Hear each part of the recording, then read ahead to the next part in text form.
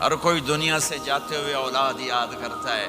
میرے باپ اچانک اللہ نے موت دی، ہارٹ اٹیک ہوا، ٹھیک ٹھاک تھے، اچانک۔ تو ایک میری بہن لاہور تھی، ایک فیصل آباد، تو میرے باپ آخر وقت تک کہتے رہے میری بیٹیاں تو بلا دو، اور میری دھیاں تو لے آؤ، اور میری دھیاں تو ملا دیو، میری بچیاں تو ملا دیو، اور یہ کہتے کہتے دنیا سے چلے گئے۔ ہر آدمی موت کے وقت یہی کچھ کرتا ہے۔ میرے نبی دنیا سے جا رہے ہیں، دنیا سے جانے کا وقت آیا، 12 ربیع الاول ہے، پیر کا دن ہے، 7 جون ہے، 11 ہجری 633 عیسوی۔ جبریل نے آ کے صبح آپ نے ساری بیگمات کو بلایا، رخصت فرمایا، ملاقات کی، بیٹے کو بلایا، کان میں کہا میں جا رہا ہوں۔ وہ رونے لگی، رو نہیں، سب سے پہلے تیری میری ملاقات ہو گئی۔ 6 ماہ بعد بیٹی بھی پہنچ گئی باپ کے پاس۔ پھر داماد کو بلایا، ان کا سر اپنی گود میں رکھا، کمر پہ ہاتھ پھیرا، دعا دی، رخصت فرمایا۔ آخر میں اپنی آنکھوں کی ٹھنڈک کو بلایا، کون؟ حسن اور حسین، کہ میری آنکھوں کی ٹھنڈک حسن اور حسین، میرے جنت کے پھول حسن اور حسین۔ یوں لیا اور ساتھ ہی آنسو ٹپ ٹپ ٹپ ٹپ ٹپ ٹپ۔ بیویوں کو جدا کیا، آنسو نہیں، بیٹی کو جدا کیا، آنسو نہیں، داماد کو جدا کیا، آنسو نہیں، جب بچوں کو جدا کرنے لگے تو یوں آنسو۔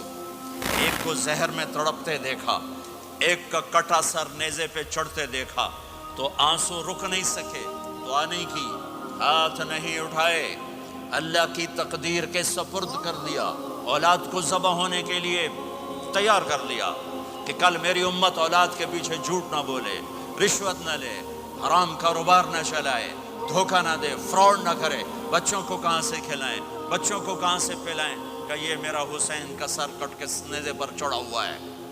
جب سب چلے گئے تو جبریل آ گئے۔ آپ نے فرمایا کیا ہوا؟ خاموش کھڑے تھے، کہ موت کا فرشتہ دروازے پر ہے، اندر آنے کی اجازت چاہتا ہے۔ اپنے نبی کا مقام دیکھو، موت بھی پوچھ کے آتی ہے۔ آپ نے کہا آ جائے، آپ کی اجازت پر ملک الموت اندر آئے۔ اسرائیل کا السلام علیکہ یا رسول اللہ، کہنے لگا آپ پہلی ہستی ہیں، میں سلام کر رہا ہوں، میں نے کبھی کسی کو سلام نہیں کیا۔ کہنے لگا آپ پہلی ہستی ہیں، اللہ نے فرمایا تھا پوچھ کے اندر جانا، بن پوچھے نہ جانا۔ پھر کہنے لگے آپ پہلی ہستی ہیں، اللہ نے فرمایا آنا چاہیں تو لے آنا، رہنا چاہیں تو چھوڑ کے آ جانا۔ ہاں، یہ وہ دربار رسالت ہے جہاں موت بھی پوچھ کے آتی ہے۔ آپ نے فرمایا میں اجازت دے دوں میری جان نکالو گے؟ کہ جی نکالوں گا، نکالوں۔ آپ نے یوں جبریل کو دیکھا، کیا کہتے ہو، جاؤں یا رہ جاؤں؟ جبریل نے کہا اللہ آپ کی ملاقات کے شوق میں ہیں، فیصلہ آپ کریں گے۔ ہاں یہ بات سنانا چاہتا تھا اگلی۔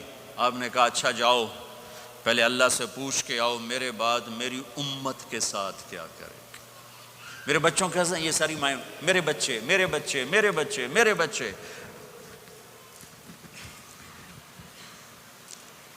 میرے نبی کو تو پتا تھا کہ یہ تڑپ تڑپ کے ایک زہر میں جائے گا اور ایک کا سر کٹ کے نیزے پہ چڑھے گا، کیوں نہیں ان کے لیے ہاتھ اٹھائے؟